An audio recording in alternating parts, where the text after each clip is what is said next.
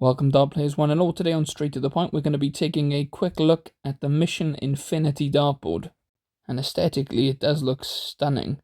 In the box you get your usual bits and bobs to help fasten it to the wall, but you do also get this cover over the dartboard, which is nice to see. It's the first time I've had a dartboard that's not covered in dust. And yes, they can drill a straight hole. It's amazing how many manufacturers actually drill the hole at an angle. And now the board's up, I must say it's the best painted dartboard I've ever seen. Not one mistake, not one bit of leakage on the dartboard at all. There are a couple of gaps in the sisal. You can see a little couple of holes there. But other than that, it is perfectly pristine. And I do believe sometimes having those little holes can help with bounce outs. Because the boards are so heavily compact these days with these new spider wires that sometimes they're a little bit too hard. And if we pause there, that does look pretty, it must be said. So here's the first 3 darts on the Mission Samurai Infinity. And I distinctly remember thinking, this plays identical to my Windmill, which has never happened before. I find Windmill dartboards always play different to others. Though this board may be a little bit harder, but it's nowhere near as hard as the old Samurai boards. Nowhere near. Now if we just fast forward a couple of my visits, play them a bit quicker till we get to my first 180 on this board, you can still notice all the darts are landing consistent. And I have been extremely impressed on the lack of bounce outs you get on this dartboard.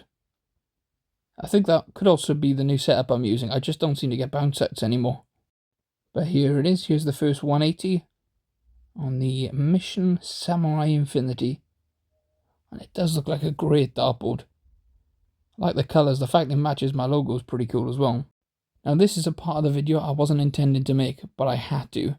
After using aggressive points on the board for 2 days, I decided to use plain black points and throw 500 treble 20s. And look at the condition of that treble 20, it's absolutely pristine. You can see it's been beaten up, but I haven't lost any fibres. That little bit of fibre that's loose underneath the treble 20 is the only fibre that's come loose on this board so far. And I can't quite get my head around that. And if I go forward to this visit, this is what I mean by not getting bounce outs. So this dart actually has a clear deflection off the top of the barrel. It should never stay in. Then it goes into the wire and somehow manages to cling on, which is just beyond me. I mean, that's a huge deflection, and it still stayed in. It's literally playing as well now as it did when it was brand new.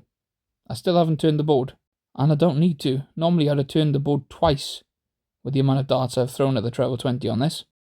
But that's it for today. Thank you for watching Straight to the Point. Please remember to like and leave a comment, and as always, subscribe if you love the darts.